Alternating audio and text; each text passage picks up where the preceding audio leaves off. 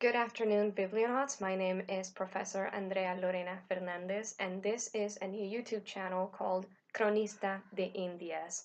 Since the conquest, those narrating Latin America cite first-hand knowledge of the Americas to legitimize their sometimes mythological claims and testimonies. These early documents, written by the likes of Christopher Columbus, Hernán Cortés and Inca Garcilaso de la Vega formed the backbone of how America was invented. It was primarily a judicial system of rewards rendered for services to the crown. My name is, as I said, Andrea Fernandez, and I too am a Cronista de Indias in the tradition of the names that I've already cited. I'm an adjunct professor of Latin American Studies at Pace University, professor of English and comparative literature at Baruch College, and lastly, I teach culture courses to native speakers at City College of New York. The idea of the channel came about last week, actually. It came into my head fully formed, like Athena into Zeus's head. So who am I to question it? So the reason why I started this channel is because it's no secret that to access higher education in the United States, you must kiss your fiscal freedom goodbye for the rest of your life. As of 2017, student loan debt soared to $1.4 trillion, with the average student nearly $28,000 poorer after graduation. That's staggering. So I said to myself, fuck the system. I'm going to put all my lesson plans, all of my courses online on YouTube, available for anybody and everybody who wants to learn about Latin America, because it is not fair that you must be privileged to have access to this information. So we're turning the classroom around and bringing it over to you. The channel will be informed by all the courses I've taught, as I've said, across disciplines, neatly organized into seasons containing episodes on a cultural icon, movement, trend, or topic pertaining mostly to Spain and Latin America. Do I have taught Chinese opera? Yes, I have taught Kong Shengren, the Peach Blossom fan, at Baruch College. So you may not be surprised if you have international material as well. Welcome once again to Cronista de Indias, Season 1, and this season is titled Latin American Divas. It features the history of Latin American women since 1492 to the present.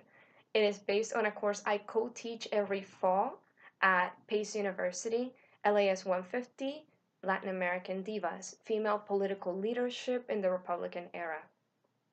The course is divided into 4 neat units, and I suspect it will total 35 episodes, though that may be more depending on how I adapt the material and how the channel changes throughout time.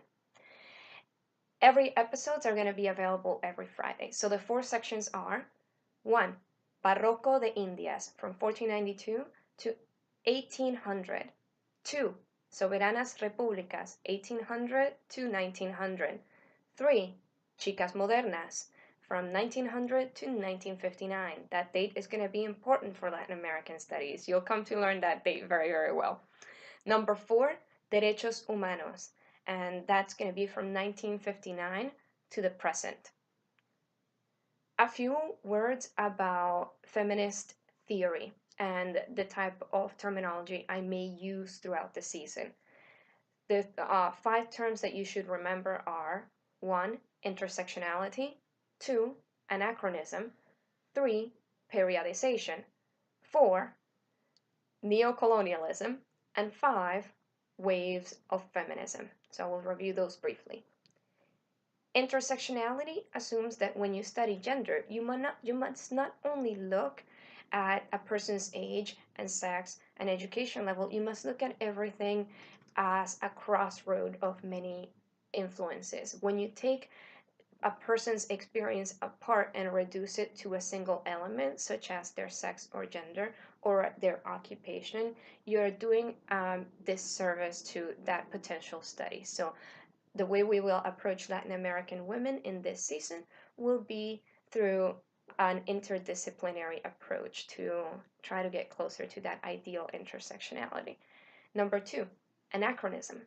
Anachronism means an object taken out of its historical context. So, for example, when you see medieval movies about the 8th century in Byzantium, and everyone is wearing plate armor, that does not quite fit because plate armor does not develop into the 13th century-ish. So having it in the 8th is an anachronism.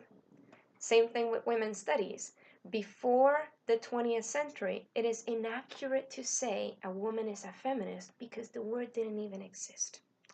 We may say she was a proto-feminist or she had feminist tendencies that later on come to be appreciated, but we must not impose our own theories on people from the past. That's kind of doing history backwards. Let's not do that. Third, periodization. When I told you about the 4 elements of the class, Párroco de Indias, Soberanas Repúblicas, Chicas Modernas, and Derechos Humanos, those dates are arbitrary. History does not just stop and pause and then continue later on. So keep in mind that we use dates to have a comfortable way to learn history, but they are not necessarily the beginning or the end of a historical process. They're simply markers that we need for ourselves. Fourth item is neocolonialism, or yeah, how to explain neocolonialism without going back to all the theory. So, neocolonialism is an approach to literature, art, and pretty much all of the social sciences that takes into account that not everybody in the world started on the same economic footing.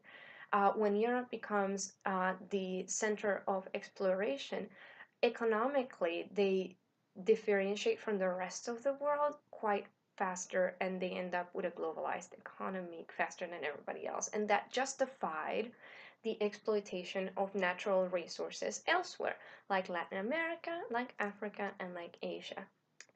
And neocolonialism, as opposed to being countries being subjected to a mother country politically, they're subjected still economically, even though politically they may be independent. So I'm from Venezuela, for example, and our favorite product to sell abroad is oil, and the buyers are Europeans and the US. That buying power lends them political weight in our countries, and it is impossible and unlikely to say that we are actually completely independent because we may not control our own resources. Last but not least, waves of feminism. So far, there have been 4.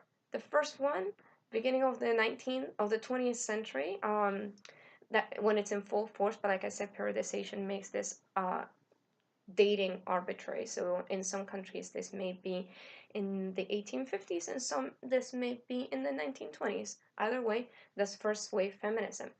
First wave feminism is interested in things like suffrage and allowing women to access higher education. This is the period of the suffragists. Second wave feminism comes in the 60s, and these are the hippie flower children that revolutionized the sex, that pursued the sex revolution and gave us things like the pill. Well, in Latin America, this generation, aside from worrying about the pill in Vietnam and all of those Cold War issues, they were worried about human rights, unlike their American counterparts, because they very oftentimes were living in terror states.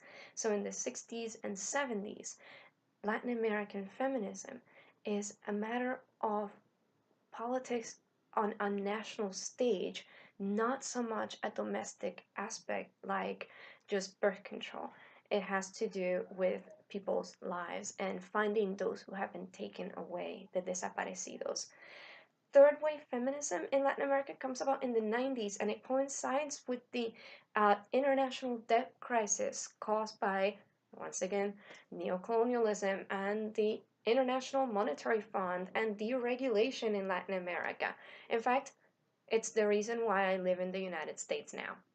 Because in the 1990s, our economy fell out from underneath us.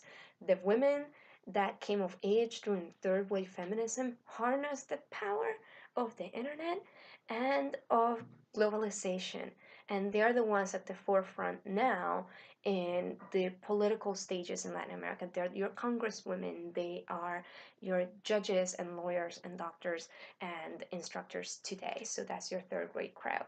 The fourth wave crowd, I suppose that's us, the millennial crowd. We were born with practically an iPhone in the placenta, so we are so versed in the internet, we've yet to see what our superpower is going to be.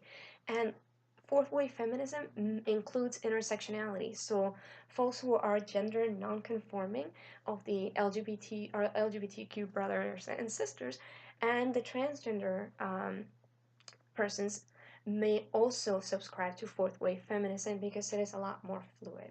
So with that, if you like the channel, the content, have a thought, leave a comment below, hit subscribe at the link.